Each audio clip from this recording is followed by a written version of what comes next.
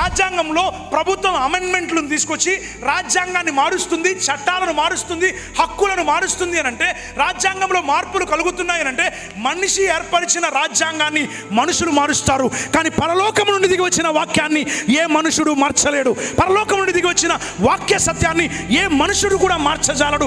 ఎందుకంటే వాక్యం దేవుని ప్రభుత్వాన్ని భూమి మీదకి తీసుకొచ్చింది. వాక్యం దేవుని రాజ్యాన్ని భూమి మీదకి తీసుకొచ్చింది. దీన్ని ఎవరు ఏం చేయలేరు, మార్చలేరు. అందుకనే ఆకాశం భూమి గతించిపోతాయి కానీ నా మాటలు ఎన్నడూను గతించిపో. వాటిని మార్చగలిగిన సమర్థుడు కానీ, వాడికి మార్పు తీసుకురాగలిగినటువంటి ఉన్నతుడు కానీ ప్రపంచంలో ఎవరు లేరు. That is why the gospel of the kingdom is the greatest message on the planet Earth today. భూమి మీద అత్యంత ప్రభావితం చేయగలిగిన సత్యం, భూమి మీద మనుషుల బ్రతుకులను మార్చగలిగిన సత్యం దేవుని వాక్యం, దేవుని రాజ్య సువార్త. ఇది కేవలం సువార్త కాదు, దేవుని ప్రభుత్వాన్ని తీసుకొస్తున్నటువంటి ఒక విలువైన రాజ్యం.